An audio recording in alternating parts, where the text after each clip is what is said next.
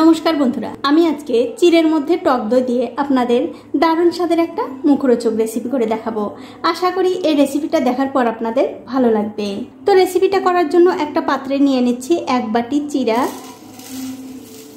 এখন এই চিড়ার মধ্যে দিয়ে দেব 1 বাটি টক দই। তো বন্ধুরা 1 বাটি টক দই কিন্তু আমি দিয়ে দিলাম। এবারে ওই বাটিটা ধুয়েই হাফ বাটি দিয়ে দিচ্ছি জল, আর দিয়ে দেব একটু সুজি, তার সাথে দিয়ে দিলাম স্বাদ মতো নুন। এবারে সব কিছু একটু ভালো করে হাত দিয়ে মাখিয়ে নিতে হবে। আর আমার এই ছোট্ট চ্যানেলটি যারা সাবস্ক্রাইব করেছেন তাদেরকে অনেক ধন্যবাদ, আর যারা সাবস্ক্রাইব করেননি তাদেরকে সাবস্ক্রাইব করে নেওয়ার অনুরোধ রইল। তো দেখুন সব কিছু কিন্তু আমি খুব ভালো করে মাখিয়ে নিয়েছি। তবে বন্ধুরা আমার মনে হচ্ছে একটু জলের দরকার, তার জন্য আর একটু জল আমি দিয়ে দিলাম। তারপর আবারও খুব ভালো করে মাখিয়ে নিতে হবে। দেখুন সব কিছু কিন্তু খুব ভালো করে মাখিয়ে নিলাম। এখন একটা ঢাকা দিয়ে 5 মিনিটের জন্য রেখে দিচ্ছি। 5 মিনিট পর আমি ঢাকাটা তুলে নিলাম। তুলে নিয়ে এর মধ্যে দিয়ে দিচ্ছি একটুখানি পেঁয়াজ কুচি আর 2-3টে কাঁচা লঙ্কা। এবারে সব কিছু দিয়ে আবারও খুব ভালো করে মাখিয়ে নেব। তবে বন্ধুরা দেখতেই পাচ্ছেন এই মিশ্রণটা কিন্তু অনেকটা শক্ত হয়ে গেছে, তার জন্য এর মধ্যে আমি আরও একটু জল দিয়ে দিলাম। তারপর আবারও খুব ভালো করে মাখিয়ে নেব। দেখুন সব কিছু দিয়ে কিন্তু আমি খুব ভালো করে মাখিয়ে নিলাম। এখন আমি এর মধ্যে দিয়ে দিচ্ছি 2 টুকরা আগে থেকে সেদ্ধ করে রাখা আলু। আলুটা দিয়েও কিন্তু আবারও খুব ভালো করে এই চিড়ের সঙ্গে মাখিয়ে নিতে হবে। দেখুন আলুর সঙ্গে কিন্তু চিড়েগুলো খুব ভালো করে মাখিয়ে নিয়েছি। এখন এর মধ্যে দিয়ে দিচ্ছি সামান্য একটু বেকিং পাউডার।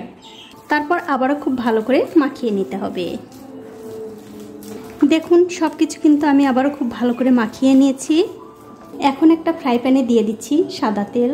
কিছুক্ষণ পর যখন দেখবেন তেলটা ভালো করে গরম হয়ে গেছে, তখন অল্প অল্প করে এই চিড়ের মিশ্রণ নিয়ে তেলের মধ্যে দিয়ে দিতে হবে।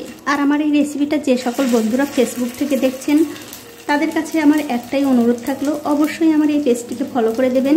তাহলে আমি যখনই নতুন কোনো ভিডিও নিয়ে আসবো সবার আগেই কিন্তু আপনি দেখতে পাবেন। দেখুন একসঙ্গে কিন্তু আমি অনেকগুলো দিয়ে দিলাম। এবারে গ্যাসের ফ্লেমটা লো টু মিডিয়ামে রেখে একটা ঢাকা দিয়ে 2 থেকে 3 মিনিট আগে একদিকটা রান্না হতে দেব। 2-3 মিনিট পর আমি ঢাকাটা তুলে নিলাম। তুলে নিয়ে এগুলো আমি একটু খুবই হালকা হাতে উল্টে দেব। আর উল্টানোর সময় একটু সাবধানে উল্টে দেবেন যাতে ভেঙে না যায়। দেখুন আমি কিন্তু সবগুলোই উল্টে দিলাম। তারপর আবার ঢাকা দিয়ে এই দিকটাও 2-3 মিনিট হতে দেব। 2-3 মিনিট পর আমি আবার ঢাকাটা তুলে নিলাম। তুলে নিয়ে এগুলো আমি আবার একটু ভালো করে উল্টে দেব, আর উল্টে পাল্টে আরও একটু সময় ধরে ভেজে নেব।